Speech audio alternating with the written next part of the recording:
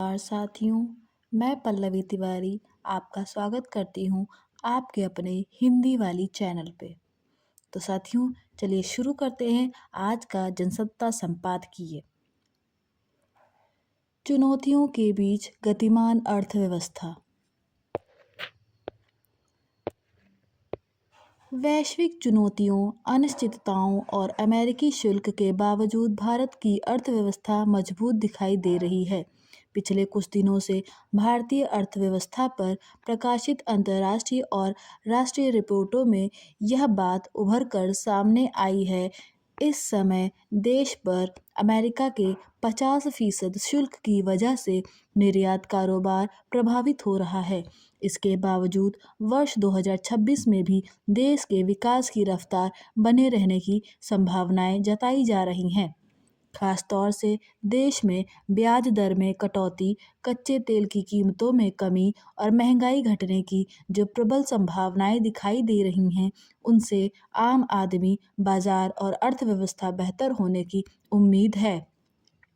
IIFL capital की हाल की एक रिपोर्ट के मुताबिक RBI वर्ष 2026 में ब्याज दरों में 0.50% की और कटौती कर सकता है। साथ ही कच्चे तेल की कीमतें भी कम हो सकती हैं। इसी तरह SBI रिसर्च की हालिया रिपोर्ट में कच्चे तेल की कीमतों के जून 2026 तक $50 प्रति बैरल के स्तर पर पहुंचने का अनुमान है।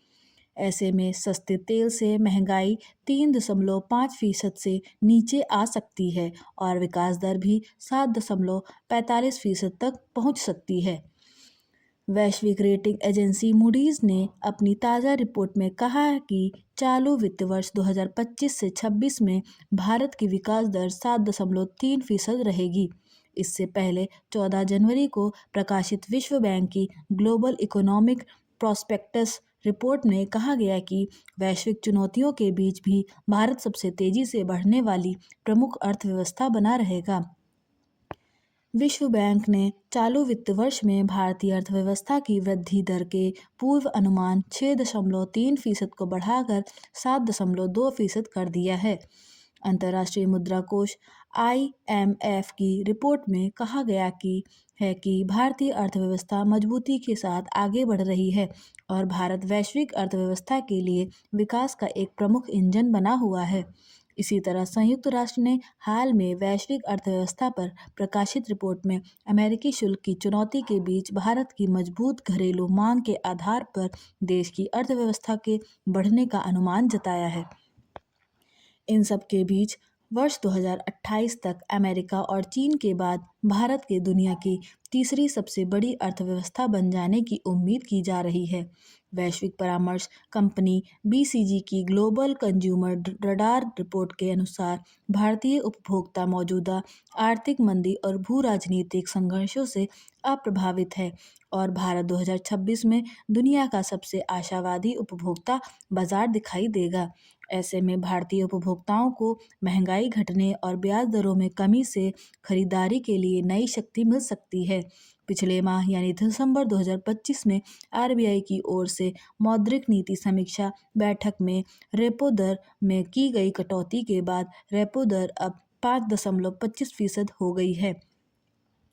यह बात भी महत्वपूर्ण है कि खाद्यान्न के रिकॉर्ड उत्पादन और अच्छे मानसून के बाद कृषि तथा औद्योगिक क्षेत्रों को मिली अनुकूलता से आगामी महीनों में महंगाई में और कमी आने की उम्मीद है। वर्ष 2024 से 25 में देश में 35.77 करोड़ टन खाद्यान्न का उत्पादन हुआ है। इससे लोगों की क्रय शक्ति बढ़ेगी और ग्रामीण बाजार को मजबूती मिलेगी। मार्च 2025 में भारत और अमेरिका के बीच प्रस्तावित व्यापार समझौते को लेकर 7वें दौर की वार्ता हुई है, लेकिन अमेरिका के राष्ट्रपति डोनाल्ड ट्रंप ने भारत के लिए बार-बार वार्ता के लक्ष्य बदले हैं। शुरुआत में ट्रंप ने कहा कि भारत को अमेरिका से अधिक खरीदकर व्यापार घाटे को कम कराना चाहिए। साथ ही भारत के डेयरी और कृषि क्षेत्र को अमेरिका के लिए खोलने की मांग भी उठाई।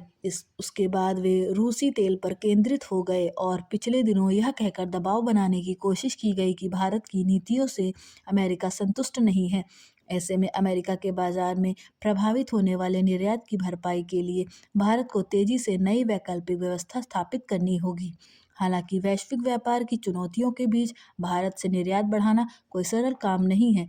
एक ओर भारत को द्विपक्षीय एवं मुक्त व्यापार समझौतों के तहत निर्यात बढ़ाने होंगे, वहीं नए निर्यात बाजार भी तलाशने होंगे। इसमें दो राय नहीं कि भारत की ओर से ब्रिटेन, ओमान और न्यूजीलैंड के साथ किए गए मुक्त व्यापार समझौतों का वित्त वर्ष 2026 में कार्यान्वयन अहम होगा। साथ ही इस वर्ष Peru, Chile, ASEAN, Mexico, Canada, दक्षिण अफ्रीका और इजराइल सहित अन्य प्रमुख देशों के साथ भी इसी तरह के समझौते आकार ले सकते हैं। हाल में जर्मनी के चांसलर की 2 दिवसीय भारत यात्रा ने यूरोपीय संघ के साथ भारत के मुक्त व्यापार समझौते की जल्द सिरे चढ़ने की उम्मीद बढ़ा दी है। यह भी महत्वपूर्ण है कि भारत की ओर से विभिन्न देशों के साथ किए गए समझौतों से भारतीय पेशेवरों के लिए वैश्विक अवसर खुलेंगे। इस बात को भी ध्यान में रखना होगा कि निर्यात को गति देने के लिए संरचनात्मक सुधार भी जरूरी है। निर्यातकों की दिक्कतें केवल शुल्क वृद्धि तक सीमित नहीं हैं, बल्कि एंटी डंपिंग शुल्क से भी जुड़ी हैं। चालू वित्त वर्ष 2025 से 26 में ऋण स्थगन की सुविधा का कम प्रयोग किए जाने के बाद इसे वर्ष 2026 से 27 में बढ़ाया जाना लाभप्रद होगा। निर्यात बढ़ाने के लिए सभी राज्यों में मान्यता प्राप्त आधुनिक प्रयोगशालाएं भी जरूरी हैं। अब निर्यात बढ़ाने के लिए बाजार तक पहुंच के साथ साथ गुणवत्तापूर्ण उत्पादन, कम ऊर्जा लागत, अधोसंरचना और गंतव्य निर्यात बाजारों के साथ नियामकीय समन्वय स्थापित किया जाना भी आवश्यक है। भारतीय रिजर्व बैंक की ओर से भी अमेरिकी शुल्क से प्रभावित निर्यातकों के लिए राहत के नए कदम उठाने का प्रयास करना होगा। निश्चित रूप से वर्ष 2026 में भारत के लिए बेहतर आर्थिक संभावनाएं हैं, लेकिन मजबूत आर्थिक गति को बनाए रखने के लिए वैश्विक अनिश्चितता के बीच घरेलू खपत बढ़ाने, रोजगार सृजन और राजकोषीय घाटे पर नियंत्रण के साथ आर्थिक सुधारों की डगर पर आगे बढ़ना होगा। इन सुधारों में नई पीढ़ी, अगली पीढ़ी के सुधार, जीवन में आसानी, कारोबार सुगमता, बुनियादी ढांचा सुधार, प्रशासन को सशक्त बनाने और अर्थव्यवस्था को मजबूती देने संबंधी सुधार शामिल हैं। साथ ही कृषि, बैंकिंग, परिवहन एवं दूरसंचार, बिजली, परमाणु ऊर्जा, अंतरिक्ष, रक्षा, पेट्रोलियम, कोयला और अन्य खनिज क्षेत्र में सुधारों पर भी काम करना होगा। उम्मीद की जानी चाहिए कि सरकार वर्ष 2026 में विश्व बैंक की वित्तीय क्षेत्र आकलन समिति की उस रिपोर्ट को अवश्य ध्यान में रखेगी, जिसमें कहा गया है कि भारत में उद्योग कारोबार के मजबूत विकास के लिए आर्थिक वित्तीय क्षेत्र में तेज सुधारों के साथ निजी पूंजी जुटाने को बढ़ावा देने की जरूरत होगी। माना जा रहा है कि देश में आने वाले दिनों में महंगाई कम रहेगी, निर्माण और विनिर्माण गतिविधियां मजबूत होंगी, निजी क्षेत्र की आर्थिक स्थिति दमदार रहेगी, डॉलर के मुकाबले रुपया मजबूत होगा और कर सुधार एवं ब्याज दर में कटौती से विकास दर को रफ्तार मिलेगी। ऊब और उम्मीद। हम अक्सर बचपन को नादान, मासूम और अबोध मान लेते हैं, लेकिन उम्र का यही पड़ाव हमें बहुत कुछ सिखाता है। हमने देखा होगा कि बच्चे कई बार किसी खिलौने से खेलते हुए ऊब जाते हैं और नया लेने की जिद करते हैं या फिर उसी से किसी नए रूप में खेलने लगते हैं। उनकी यह हरकत एक शरारत होने के बजाय मनुष्य की एक बहुत सकारात्मक प्रकृति की ओर संकेत करती है। वह वह यह कि मनुष्य का स्वभाव अत्यंत जटिल होता है। वह जो कुछ भी रचता है, चाहे वे वस्तुएं हों, विचार हों या रिश्ते, एक समय के बाद उनसे ऊबने लगता है। यह ऊब कभी कभी बहुत नकारात्मक लगने लगती है, क्योंकि इसके कारण टूटन, असंतोष और पलायन की प्रवृत्ति जन्म लेती है। अगर गहराई से देखा जाए तो यही ऊब मनुष्य को आगे बढ़ने, कुछ नया सोचने और बेहतर रचने की प्रेरणा भी देती है। प्रश्न यह नहीं है कि ऊब होना सही है या गलत, बल्कि यह है कि हम उस ऊब के साथ क्या करते हैं, उसे तोड़ते हैं या तराशते हैं। दार्शनिक आर्थर शोपेनहावर ने कहा था, मनुष्य या तो पीड़ा में होता है या ऊब में। इस कथन में जीवन का गहरा सत्य छिपा है। जब हमारे पास कुछ नहीं होता तब हम उसके ना होने की पीड़ा महसूस करते हैं, और जब सब कुछ मिल जाता है तब ऊब जाते हैं। यही द्वंद्व मनुष्य को निरंतर गतिशील बनाए रखता है, नए के लिए प्रेरित करते रहता है। देखा जाए तो ऊब विनाश नहीं, संभावनाओं के द्वार खोलती है। इतिहास गवाह है कि मानव सभ्यता के कई आविष्कार ऊब की कोख से ही जन्मे हैं। जब मनुष्य एक ही ढर्रे पर जीते जीते थक जाता है, तभी वह नए रास्ते खोजता है। पहिया, आग, लेखन, विज्ञान, तकनीक, ये सब किसी न किसी रूप में पुराने से असंतोष और ऊब के ही परिणाम है। अगर मनुष्य संतोष के स्थिर अवस्था में ही ठहर जाता तो शायद प्रगति की कहानी कभी लिखी ही नहीं जाती। अल्बर्ट आइंस्टीन ने कहा था, कल्पना ज्ञान से अधिक महत्वपूर्ण है, और कल्पना अक्सर तभी जन्म लेती है जब वर्तमान स्थिति हमें अधूरी लगने लगती है। फिर उस अधूरेपन को दूर करने के लिए हम कुछ नया करने लग जाते हैं। यानी ऊब अगर सही दिशा में बहाई जाए तो सृजन की नदी बन सकती है। समस्या तब खड़ी होती है जब यही ऊब मनुष्य के रिश्ते में प्रवेश कर जाती है। आज के समय में रिश्तों का व्यवहार वस्तुओं की तरह किया जाने लगा है। जब तक वे नए हैं, चमकदार हैं, तब तक ठीक हैं। जैसे ही उनमें पुरानापन आया, बाद बदल दिए जाते हैं। पति पत्नी, मित्र, यहाँ तक कि माता पिता और संतान के संबंध भी इस मानसिकता से अछूते नहीं रहे हैं। प्रसिद्ध विचारक एरिक फ्रॉम ने अपनी पुस्तक द आर्ट ऑफ लिविंग में लिखा है कि प्रेम एक कला है जिसे सीखना और साधना पड़ता है, मगर हम में से अधिकांश लोग प्रेम को एक स्वाभाविक घटना मानकर उसे यूं ही छोड़ देते हैं। जब उसमें नयापन कम होने लगता है तो हम प्रयास करने के बजाय उससे बाहर निकलने का रास्ता ढूंढने लगते हैं, जबकि समझने की ज़रूरत है कि रिश्तों को तोड़ना आसान है, निभाना कठिन। आज तलाक, मित्रता में दरार और पारिवारिक विघटन के बढ़ते आंकड़े इस बात के प्रमाण हैं कि हम इस ऊब से लड़ने के बजाय उससे भागना चुन रहे हैं। जबकि नैतिक दृष्टि से देखा जाए तो किसी भी रिश्ते को तोड़ना अंतिम विकल्प होना चाहिए, पहला नहीं। संबंधों में मजबूती त्याग और समझ से आती है, अधिकार से नहीं।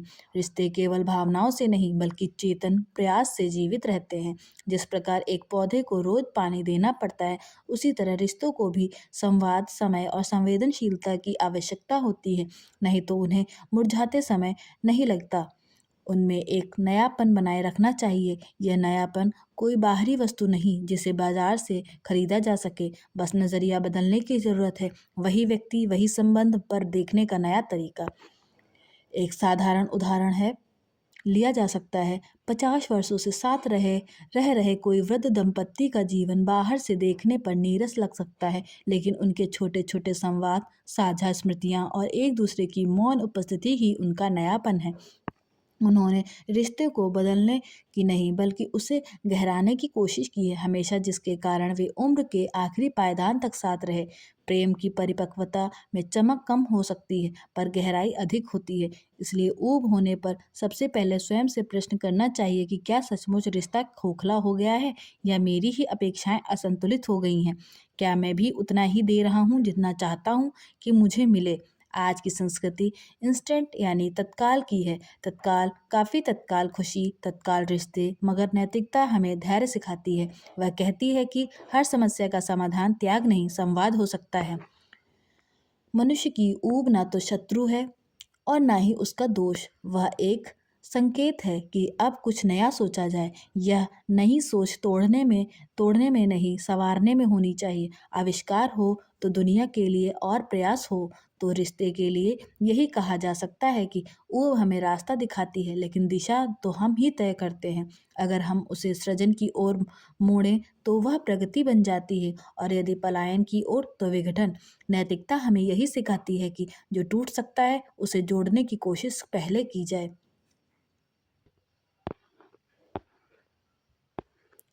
जोखिम के धागे। आजकल पतंगबाजी के लिए लोग चीनी मांझे का इस्तेमाल कर रहे हैं, जबकि इससे कई लोगों की जान जा चुकी है। इस डोर से हो रहे हादसों के लिए व्यवस्था भी कम जिम्मेदार नहीं है। चीनी मांझे से कभी किसी की अंगुली कट जाती है तो किसी की गर्दन, कभी इनसे करंट लगने की खबर सुर्खियां बनाती हैं। पतंग की यह डोर इंसानों पर ही नहीं, पक्षियों की जान पर भी भारी पड़ रही है।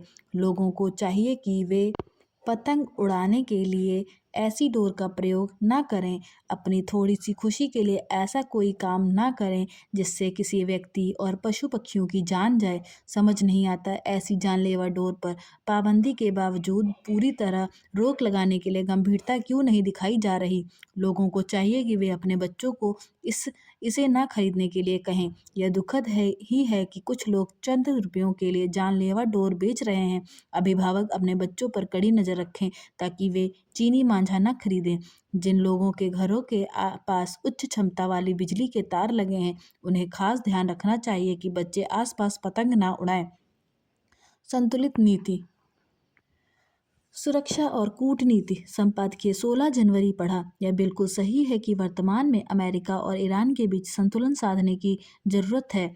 युद्ध की ओर बढ़ते दो देशों की रोकने के लिए यह बहुत जरूरी है। ईरान संकट भारत से सीधे रणनीतिक, आर्थिक और भू राजनीतिक हितों से जुड़ा है। अमेरिका ईरान तनाव के बीच हवाई क्षेत्र बंद होने और बढ़ती अस्थिरता से भारत की चिंता बढ़ गई है। हालांकि हमारी सतर्क कूटनीति से ईरानी नेतृत्व से संवाद तो कायम है, लेकिन वहां फंसे करीब 10,000 भारतीयों की सुरक्षा इस समय प्राथमिक चुनौती है। चाबहार बंदरगाह और चाबहार जाहेदान रेल परियोजना पर अस्थिरता का खतरा मंडरा रहा है। इससे चीन का प्रभाव बढ़ने की आशंका है। ऊर्जा सुरक्षा, तेल कीमतें और क्षेत्रीय संतुलन भी दांव पर है। भारत के लिए चुनौती है कि वह महाशक्तियों के बीच संघर्ष से बचते हुए अपने दीर्घकालिक हित को सुरक्षित रखें। संघर्ष के मोर्चे। भारत में विकास और समानता की चर्चा तब तक अधूरी है जब तक उसमें बालिकाओं की स्थिति का ईमानदार मूल्यांकन न हो। आज़ादी के 7 दशक बाद भी देश में कई हिस्सों में बालिकाओं को शिक्षा, स्वास्थ्य और पोषण के लिए संघर्ष करना पड़ रहा है। यह स्थिति हमें सोचने पर मजबूर करती है कि तमाम योजनाओं के बावजूद सामाजिक सोच में अपेक्षित बदलाव क्यों नहीं आ पाया। भारतीय समाज में बालिकाओं को लेकर ऐतिहासिक रूप से दोहरी मानसिकता रही है। एक ओर देवी स्वरूप में पूजन तो दूसरी ओर जन्म से ही भेदभाव, बाल विवाह, दहेज प्रथा, भ्रूण हत्या और शिक्षा से वंचित रखने जैसी कुप्रथाएं लंबे समय तक बालिकाओं के भविष्य पर भारी पड़ी हैं। हालांकि समय के साथ कानून बने, जागरूकता बढ़ी और कई सकारात्मक बदलाव भी देखने को मिले, लेकिन ग्रामीण और वंचित सब तबके में आज भी ये समस्याएं पूरी तरह समाप्त नहीं हो सकी हैं। मनमानी की राह। अमेरिका ने अंतर्राष्ट्रीय नियमों और संप्रभुता के सिद्धांत को तिलांजलि दे दी है। पूरे विश्व में ताकत के दम पर कुछ भी करने की धमकी उचित नहीं है। यूरोपीय देश भी कुछ नहीं कर पा रहे हैं। हालांकि संयुक्त राष्ट्र और नाटो के वित्तीय प्रबंधन का बोझ अमेरिका पर सर्वाधिक है। वर्तमान में शीत युद्ध जैसा माहौल बनता दिख रहा है, मगर इस बार शीत युद्ध की तरह दो ध्रुव नहीं है, बल्कि अमेरिका खुद पूरे विश्व को चलाना चाह रहा है। दबाव बनाने के लिए शुल्क लगाने और ताकत दिखाने की धमकी तक दी जा रही है। संयुक्त राष्ट्र मूक दर्शक बन गया है। ग्रीनलैंड मुद्दे पर नाटो जैसे सैन्य संगठन का अस्तित्व खतरे में दिख रहा है। हालांकि अमेरिका को हमेशा मुंह की खानी पड़ी है। वियतनाम से लेकर अफगानिस्तान तक उसे पीछे हटना पड़ा है। इसके बावजूद उसकी मनमानी कम होती नहीं दिखती। शांति के खिलाफ। पिछले कुछ समय से मणिपुर में जिस तरह हालात थोड़े काबू में दिख रहे हैं, उसके मद्देनज़र यह उम्मीद स्वाभाविक है कि अब शायद वहां शांति और स्थिरता लौट सकेगी। मगर बुधवार को एक व्यक्ति की हत्या के बाद फिर से शांति की उम्मीद के धुंधलाने की आशंका खड़ी हो गई है। गौरतलब है कि मणिपुर के अशांत चुराचांदपुर जिले में कुछ संदिग्ध उग्रवादियों ने मैतेई समुदाय के एक व्यक्ति को अगवा कर लिया, फिर गोली मारकर उसकी हत्या कर दी। इसके बाद उस इलाके में तनाव फिर बढ़ गया। गुरुवार को हत्या के विरोध में काकचिंग खुन्नो लामखाई क्षेत्र में लोगों ने उग्र प्रदर्शन किया और वाहनों की आवाजाही बाधित कर दी। जाहिर है, काफ़ी जद्दोजहद के बाद राज्य में जो हालात थोड़े नियंत्रण में आते दिख रहे थे, उसके फिर से बिगड़ने की स्थिति बन रही है। खबरों के मुताबिक काकचिंग जिले के एक मैतेई युवक की शादी चुरा चांदपुर की कुकी जनजाति की युवती से हुई थी। स्थानीय समूहों ने युवक को पत्नी के साथ रहने की इजाज़त दे दी थी, मगर इसके बाद अचानक ही कुछ लोगों ने अगवा कर युवक की हत्या कर दी। अपहरणकर्ताओं के एक उग्रवादी कुकी समूह से जुड़े होने का संदेह है। हालांकि इस घटना की जांच का जिम्मा एनआईए को दे दिया गया है और निष्कर्ष आने के बाद ही हकीकत सामने आएगी, मगर हत्या के पीछे उन तत्वों का हाथ होने की आशंका है जो नहीं चाहते कि राज्य में शांति फिर से पटरी पर लौटे। आपस में दो विरोधी समुदायों के युवक युवती की शादी के बाद जब स्थानीय समूहों ने दोनों को साथ रहने की अनुमति दे दी थी, तो यह पहल सामुदायिक स्तर पर भी सद्भाव की वापसी की एक कड़ी बन सकती थी। इसके बाद दोनों समुदायों के बीच सहमति आधारित समाधान की राह की तलाश करने में मदद मिल सकती थी, मगर वे कौन लोग हैं जिन्हें इस पर आपत्ति हुई और उन्होंने अपहरण करके युवक की हत्या कर दी। साफ है कि इस घटना को अंजाम देने वालों का मकसद फिर से दोनों समुदायों के बीच अशांति और हिंसा को भड़काना है। निश्चित रूप से एक व्यक्ति की हत्या भी बेहद दुखद है, लेकिन फिलहाल जरूरत इस बात की है कि किसी भी घटना को अशांति पैदा करने का कारण न बनने दिया जाए। मणिपुर में मैतेई समुदाय को जनजातीय दर्जा देने के मसले पर मई 2023 में कुकी जो समुदाय के साथ जो टकराव पैदा हुआ था, उसमें अब तक 250 से ज़्यादा लोग मारे जा चुके हैं और हजारों परिवार बेघर हुए। लगातार हिंसा और अराजकता में पिछले कुछ समय से थोड़ी कमी देखी जा रही है, मगर जमीन पर दोनों समुदायों के बीच विभाजन की स्थिति अभी भी बनी हुई है। इसे पाटने के लिए सरकार को हर उस पहल का समर्थन करना चाहिए और कुकी तथा मैतेई समुदाय के बीच समझौते की स्थितियों का निर्माण करना चाहिए, जिससे राज्य में शांति कायम हो सके। इस क्रम में केंद्र सरकार, मणिपुर सरकार और कई कुकी जो संगठनों के बीच SOO यानी स्पेशन ऑफ ऑपरेशन समझौता हुआ था, जिसका मकसद उग्रवादी समूह के साथ राजनीतिक संवाद शुरू करना और हिंसा को समाप्त करना है, मगर अब भी कुछ समूह इससे बाहर हैं। यह ध्यान रखने की ज़रूरत है कि मणिपुर में स्थिति फिलहाल नियंत्रण में जरूर दिख रही है और इसके सहारे शांति की उम्मीद की जा सकती है, लेकिन इस स्थिति में अगर निरंतरता नहीं बनी रही तो एक छोटी चिंगारी भी हिंसा की आग को फिर से भड़का सकती है। सुरक्षा के बहाने बांग्लादेश की ओर से नाहक ही सुरक्षा चिंताओं का हवाला देकर भारत में होने वाली T20 विश्व कप 2026 में भाग न लेने के फैसले को खेल भावना के विपरीत माना जा रहा है। खेल भावना शांति, एकता और आपसी सम्मान का प्रतीक है, जो मतभेदों को भुलाकर विभिन्न देशों, उनके खिलाड़ियों और लोगों को भौगोलिक सीमा के दायरे से इतर एक साथ लाती है। ऐसे में अंतर्राष्ट्रीय स्तर पर यह सवाल भी चर्चा का विषय बन गया है कि बांग्लादेश का निर्णय क्या वास्तव में सुरक्षा चिंताओं का नतीजा है या फिर मौजूदा भू राजनीतिक परिस्थितियों में अपनी सियासी कुंठा को छिपाने की रणनीति। दरअसल भारत और खुद अंतर्राष्ट्रीय क्रिकेट परिषद ICC बांग्लादेश की असुरक्षा संबंधी दावों को खारिज कर चुके हैं। इसके बावजूद अपनी जिद पर अड़े रहने का नुकसान आखिरकार बांग्लादेश को ही झेलना पड़ेगा, न केवल आर्थिक तौर पर बल्कि अंतर्राष्ट्रीय क्रिकेट में साख गिरने के रूप में भी। खेल के जानकारों का मानना है कि इस मामले में बात इतनी बिगड़ती ही नहीं अगर शुरू से ही खेल को खेल भावना से जोड़कर देखा जाता। पिछले 2 हफ्तों में ICC और बांग्लादेश क्रिकेट बोर्ड ने कई बार बातचीत की, पर गतिरोध बना रहा। बांग्लादेश सरकार और बोर्ड दोनों भारत में न खेलने की बात पर अड़े रहे, जबकि खिलाड़ियों की सुरक्षा का जो मसला उठाया गया उसके पीछे मंशा कुछ और ही प्रतीत होती है।